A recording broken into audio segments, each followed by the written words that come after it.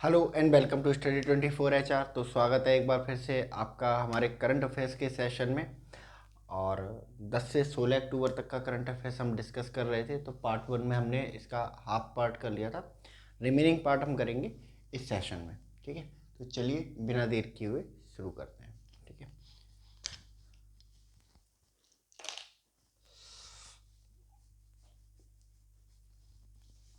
तो इजराइल और हमास का कन्फ्लिक्ट चल रहा था। हमने जो 5 से 10 अक्टूबर का करंट अफेयर्स था उसमें पढ़ लिया था।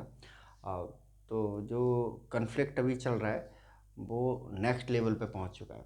और ऐसा बोला जा रहा है कि भाई जो इजराइल हमास वॉर है वो बन सकता है वर्ल्ड वॉर 3, तृतीय विश्व युद्ध का एक ट्रिगरिंग पॉइंट। ठीक है, तो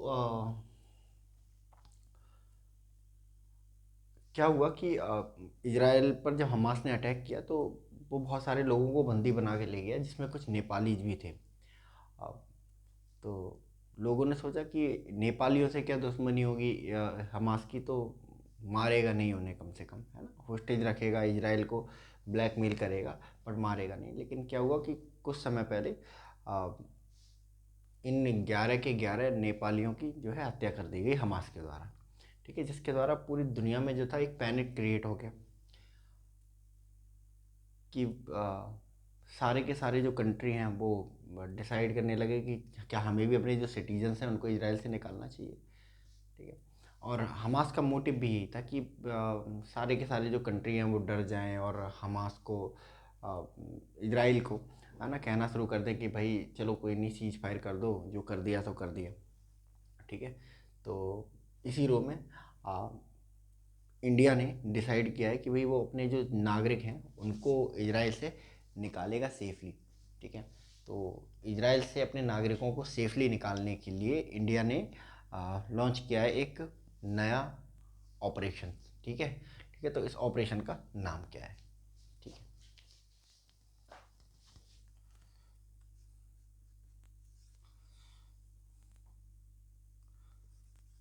हाल ही में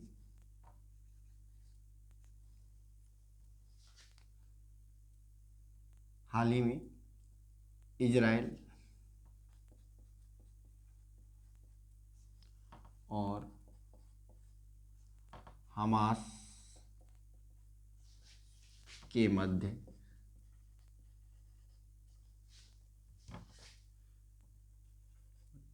मध्य चल रहे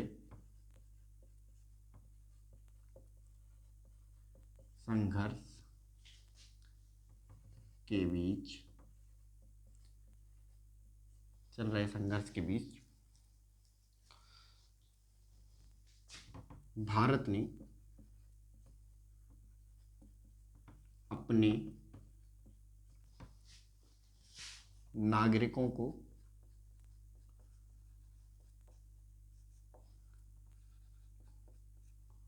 नेपाल से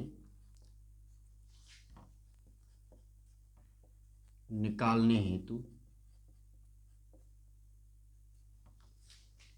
हेतु किस ऑपरेशन को लॉन्च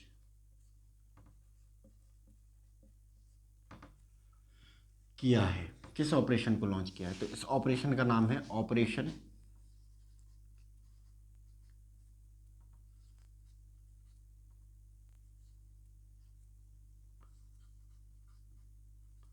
अजय।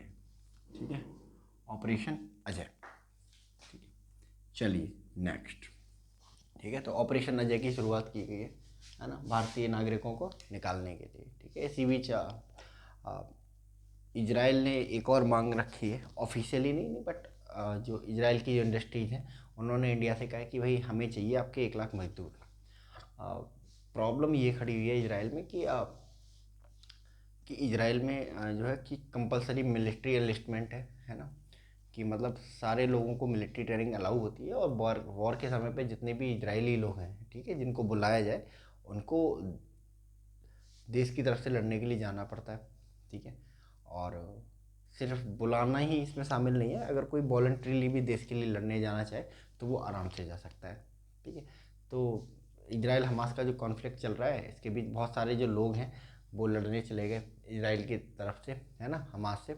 तो वहाँ मज़दूरों की जो कमी है बहुत ज़्यादा हो गई है, तो इजराइल डिमांड कर रहा है कि भाई हमें और मज़दूर चाहिए। और ऐसे में इंडिया अपना ऑपरेशन अजय चला रहा है अपने भारतीय नेशनल को निकालने के लिए। तो इंडिया और इजराइल को मिलकर देखना होगा, खास करके इंडिया को देखना होगा, है ना, कि उसे जो 1 लाख मज़दूर जो इजराइल की इंडस्ट्री डिमांड कर रही हैं वो भेजने चाहिए या नहीं भेजने चाहिए।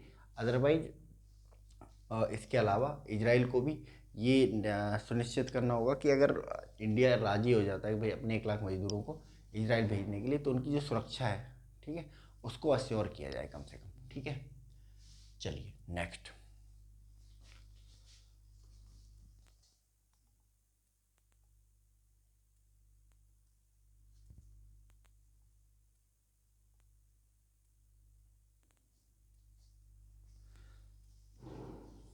चलिए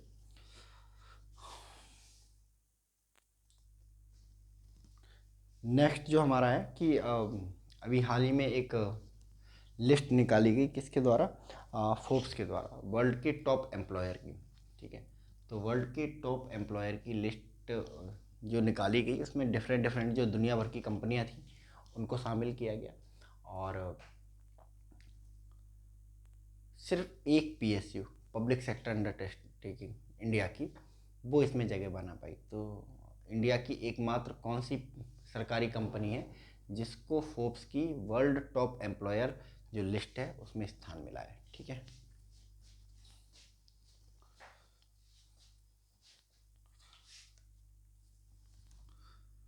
हाल ही में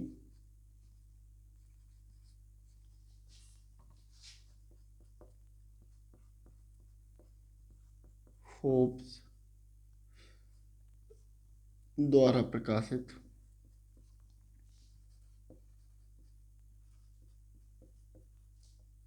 फोर्ब्स द्वारा प्रकाशित वर्ल्ड एम्प्लॉयर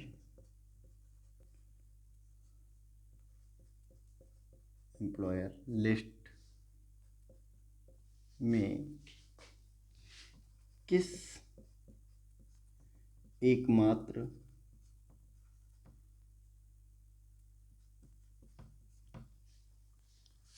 सरकारी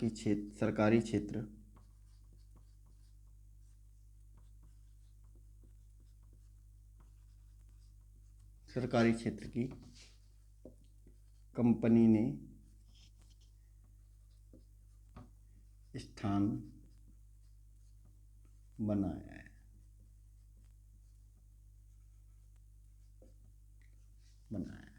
ठीक है। क्या नाम है इस कंपनी का?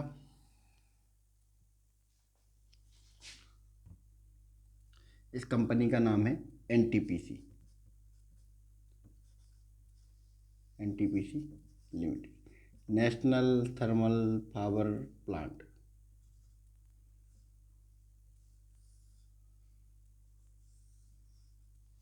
ठीक है। तो एनटीपीसी लिमिटेड नाम की जो कंपनी है उसने एक अपना स्थान बनाया है, जो कि एकमात्र सरकारी क्षेत्र की कंपनी है भारत की जिसको इस लिस्ट में स्थान मिला है। ठीक है। चलिए नेक्स्ट। अभी हाल ही में जो यूनियन टूरिज्म मिनिस्ट्री है, ठीक है, उसने best tourism village of India का जो टाइटल है वो अनाउंस किया है। ठीक है। किस विलेज को ये टाइटल जो है दिया गया है? ठीक है।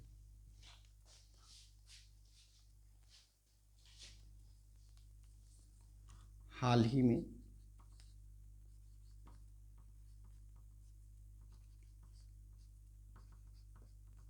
ही हाल ही में किस गांव को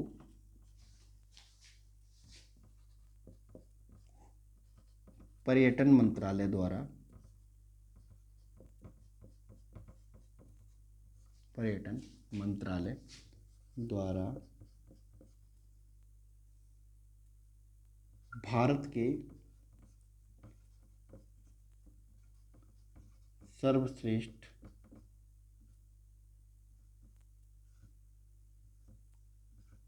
ग्राम 2023 के खिताब से नवाजा गया है।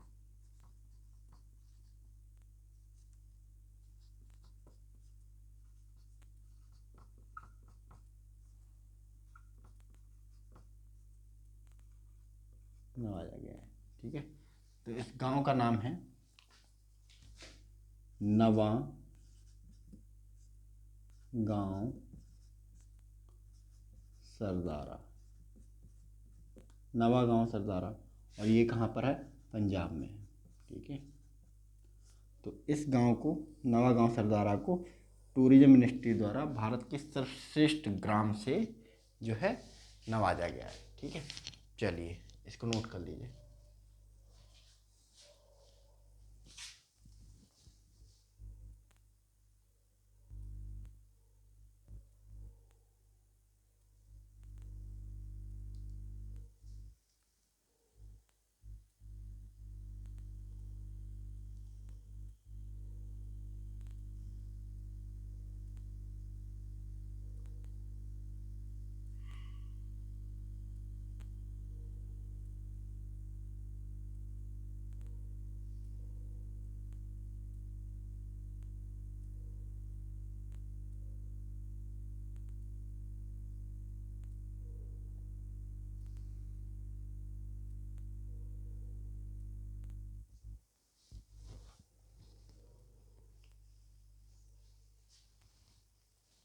चलिए नेक्स्ट।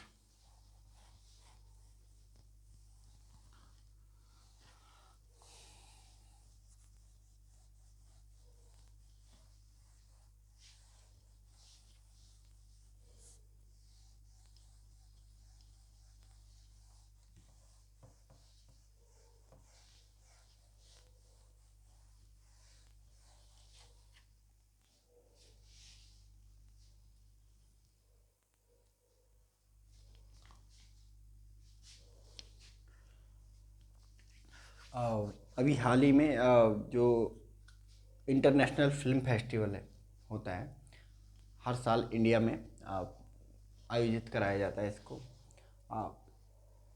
इंटरनेशनल फिल्म फेस्टिवल को एक्चुअली ऑस्कर की तरह बनाने का प्रयास है, जिसमें आ, देश दुनिया की हर फिल्म को नॉमिनेट किया जाता है, शामिल किया जाता है, हर भाषा को स्थान दिया जाता है, ठीक है। हर तरह के एक्टर, चाहे वो हॉलीवुड एक्टर हों, बॉलीवुड एक्टर हों, टॉलीवुड एक्टर हों, या कोरियन एक्टर हों, चाइनीज एक्टर हों, सबको इक्वल नज़र से देखते हुए सबको पुरस्कार दिया जाता है, उसके लिए नॉमिनेट किया जाता है, ठीक है। तो इस साल 54th इंटरनेशनल फिल्म फेस्टिवल ने किस एक हॉलीवुड एक्टर को प्रदान किया है सत्यजीत रे लाइफ टाइम अचीवमेंट अवार्ड, ठीक है। तो कौन है ये एक्टर?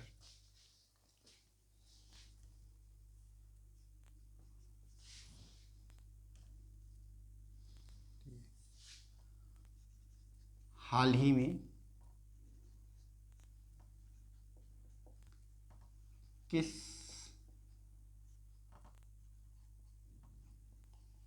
हॉलीवुड एक्टर को, किस हॉलीवुड एक्टर को 54th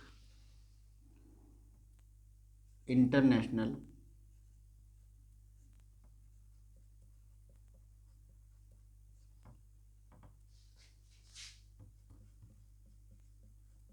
फिल्म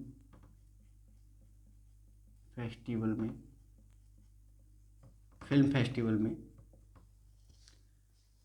सत्यजीत रे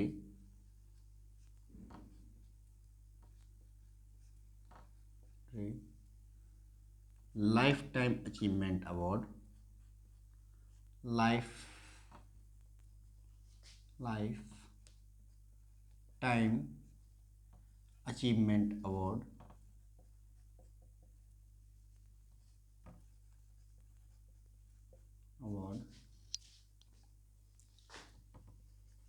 प्रदान किया गया है, किया गया है। ठीक है, तो ये पर्सन है, इनका नाम है माइकल डगलस।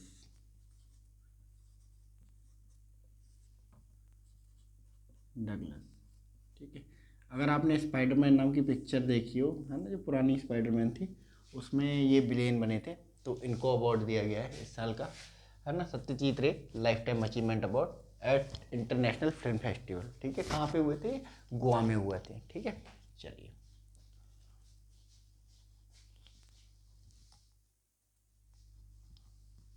नेक्स्ट। हाल ही में एक फॉर्मर क्रिकेटर इंग्लैंड के, ठीक है, और जो कप्तान भी थे, इन्होंने क्या किया कि अपना जो इंटरनेशनल क्रिकेट करियर है उससे संन्यास की घोषणा की है। क्या नाम है इनका? हाल ही में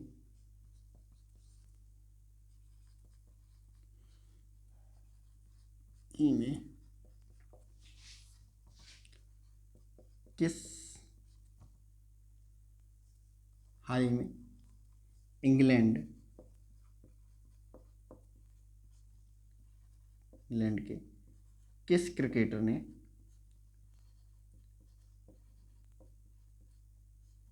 किस क्रिकेटर ने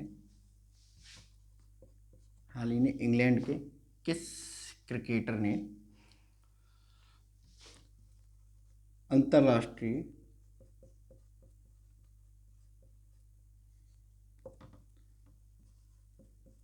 क्रिकेट से संन्यास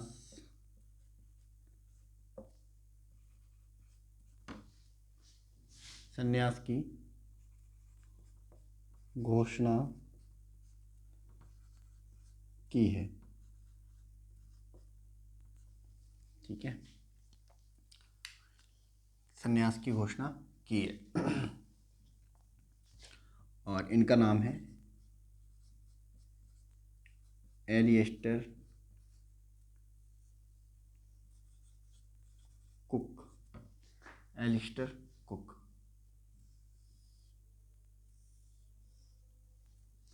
एलिस्टर कुक। चलिए नेक्स्ट।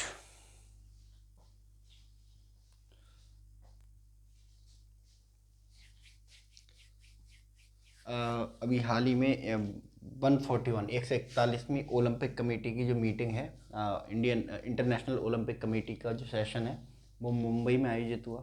ठीक है, और यहाँ इसको संबोधित किया प्रधानमंत्री नरेंद्र मोदी ने। ठीक है, तो प्रधानमंत्री नरेंद्र मोदी ने इस सेशन के दौरान कहा कि हम भी ओलंपिक को होस्ट करना चाहते हैं और भारत के पास वो कैपेबिलिटी है कि वो ओलंपिक को आराम से होस्ट कर सकता है। तो किस वर्ष में प्रधानमंत्री नरेंद्र मोदी ने भारत में ओलंपिक होस्ट करने की जो इच्छा है वो जताई है, अनाउंस किया है। ठीक है, कि भारत इस वर्ष में, है ना, ओलंपिक को होस्ट करेगा। ठीक है, तो किस वर्ष में किया है?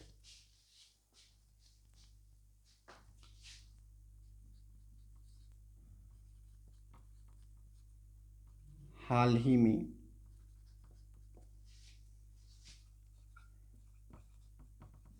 मुंबई में संपन्न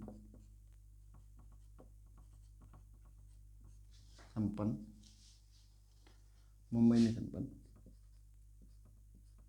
141वें अंतर्राष्ट्रीय अंतर्राष्ट्रीय ओलंपिक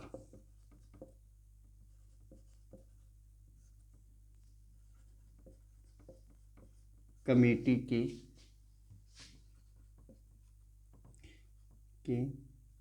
सत्र को संबोधित करते हुए संबोधित करते हुए प्रधानमंत्री नरेंद्र मोदी ने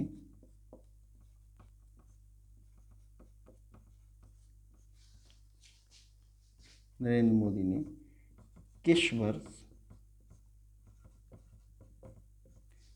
किस वर्ष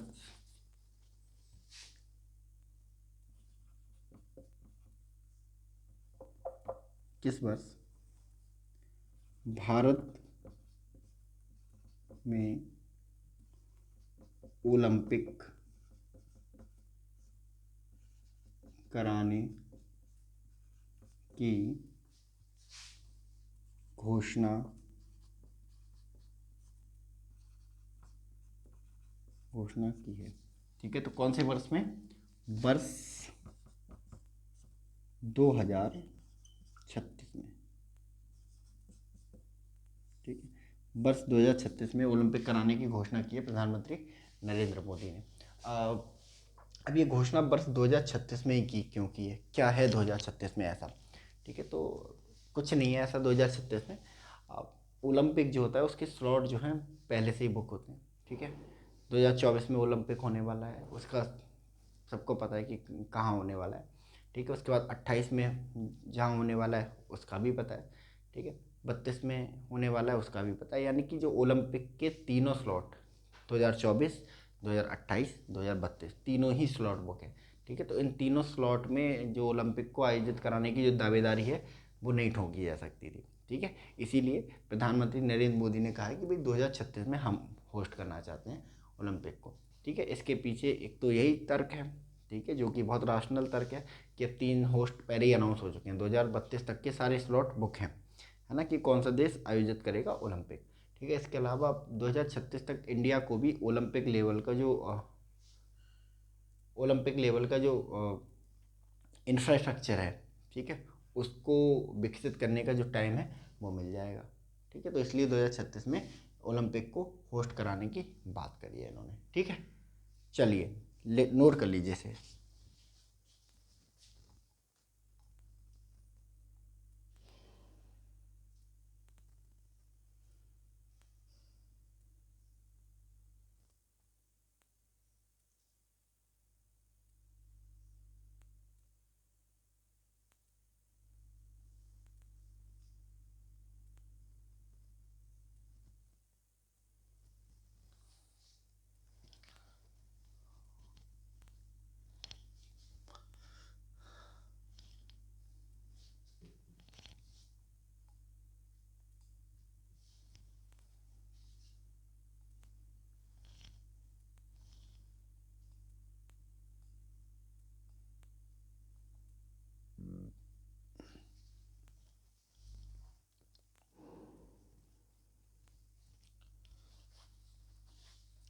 चलिए,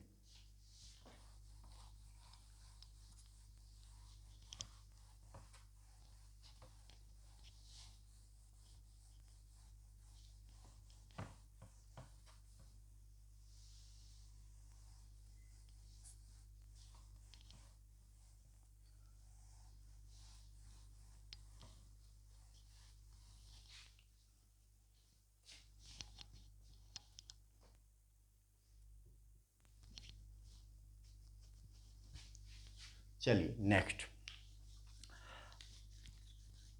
सरस्वती सम्मान। ठीक है, भारत का सबसे बड़ा तो नहीं कह सकते, लेकिन सबसे बड़े सम्मानों में से एक है साहित्य के। ठीक है, तो ये दिया जाता है क्लासिकल लैंग्वेज में। ठीक है, जो संस्कृत हो गया, हिंदी हो गया, तो जितनी भी क्लासिकल लैंग्वेज है उनके लिए दिया जाता है। तो इस साल का जो सरस्वती सम्मान है वो किस पर्सन को या किस लेखक को दिया गया है? ठीक है, तो ये तमिल लेखक लेखक हैं एक। ठीक है, और इन्होंने सूर्यवंशम नाम की जो पुस्तक है वो लिखी है, तो इन्हें दिया गया है 2023 का सरस्वती सम्मान। ठीक है,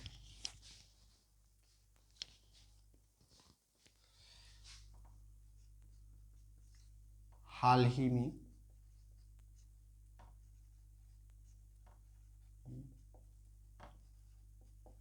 किस तमिल लेखक को हाल ही में किस तमिल लेखक को उनकी कृति सूर्य सूर्यवंशम के लिए सूर्यवंशम के लिए, उनकी कृति सूर्यवंशम के लिए सरस्वती सम्मान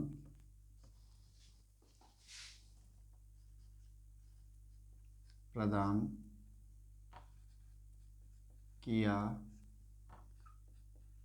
गया है। ठीक है, सरस्वती सम्मान प्रदान किया गया है। ठीक है, तो इन तमिल लेखक का नाम है शिवशंकरी।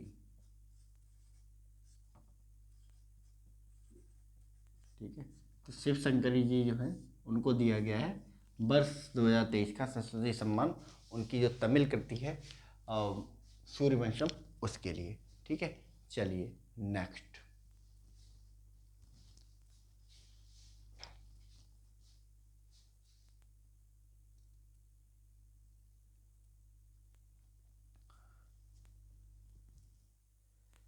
अच्छा, हाल ही में एक क्रिकेटर हैं, ठीक है, जिन्होंने दुनिया में सबसे ज़्यादा सिक्स लगाने का रिकॉर्ड बनाया है, और उन्होंने रिकॉर्ड तोड़ दिया क्रिस गेल का। ठीक है, तो कौन है वो क्रिकेटर? इस सबको पता होगा, ओबियस है। ठीक है, हाल ही में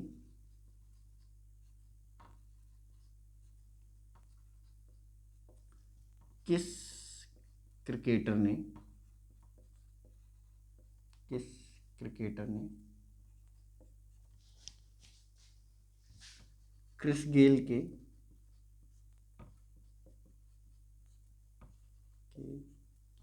सर्वाधिक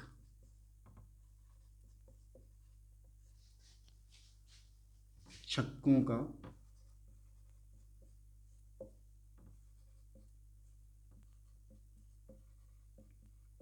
रिकॉर्ड तोड़ा है? ठीक है, तो ये क्रिकेटर हैं रोहित शर्मा।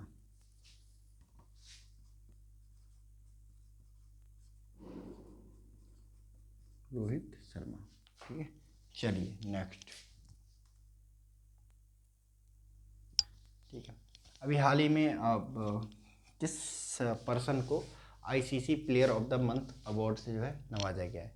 ठीक है, किसको चुना गया है ICC player of the month? ठीक है, हाल ही में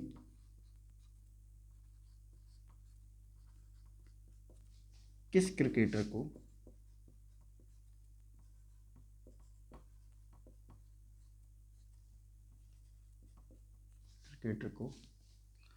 ICC player of the month चुना गया है?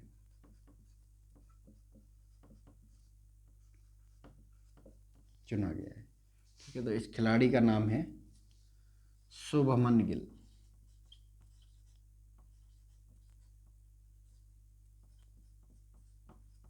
ठीक है, शुभमन गिल को ICC player of the month के जो अवार्ड है उससे चुना गया है। ठीक है, चलिए इसको एक बार नोट कर लीजिए।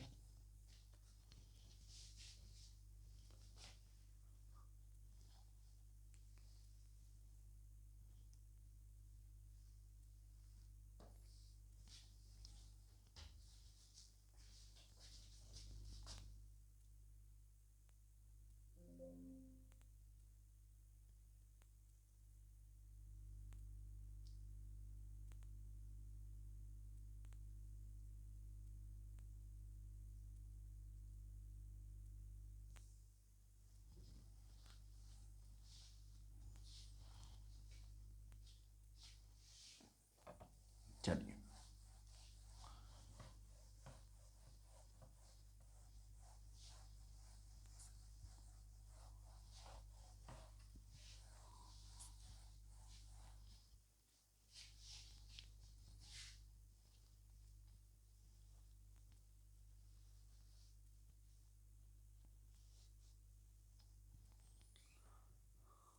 चलिए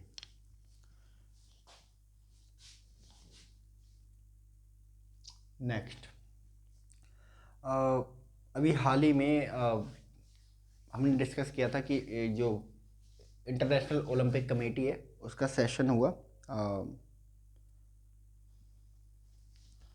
मुंबई में, ठीक है, जहाँ प्रधानमंत्री नरेंद्र मोदी ने डिक्लेयर किया था कि 2026 में 36 में, है ना, इंडिया ओलंपिक को होस्ट करना चाहता है।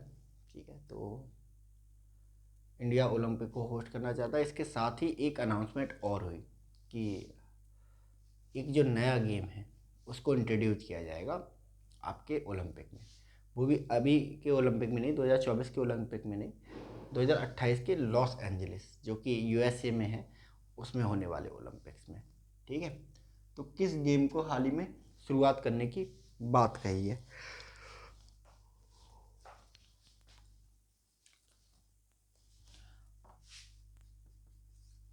हाल ही में संपन्न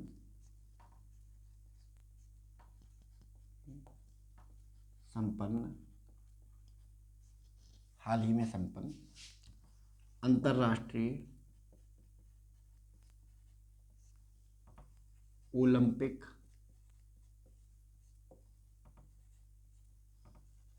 कमेटी की बैठक में ओलंपिक कमेटी की बैठक में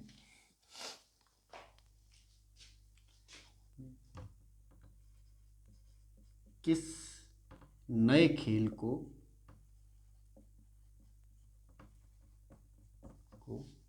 2028 लॉस एंजलिस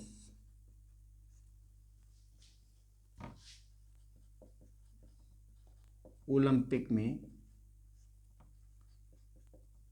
शामिल करने की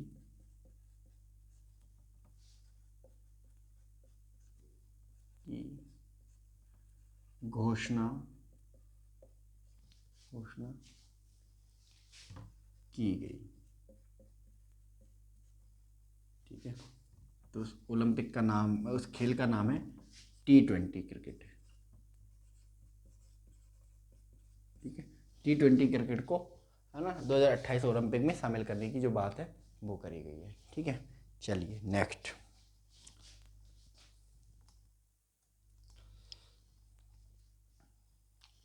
ठीक है, हाल ही में उत्तर प्रदेश सरकार ने अपना एक जलीय जीव है, राज्य जलीय जीव डिक्लेयर किया है। ठीक है, तो किसको डिक्लेयर किया है? हाल ही में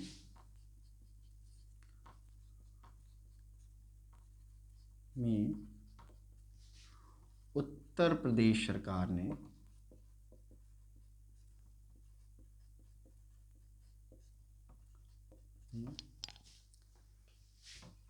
किस जलीय जीव को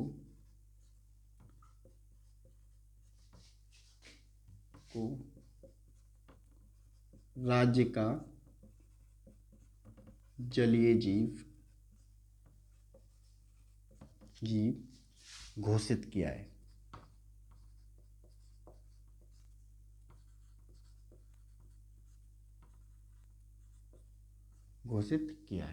ठीक है, तो क्या नाम है उस जलीय जीव का? उस जलीय जीव का नाम है डॉल्फिन। ठीक है, डॉल्फिन को डिक्लेयर किया गया है जलीय जीव उत्तर प्रदेश सरकार के द्वारा। ठीक है, चलिए, वर्ल्ड स्टूडेंट डे कब मनाया जाता है?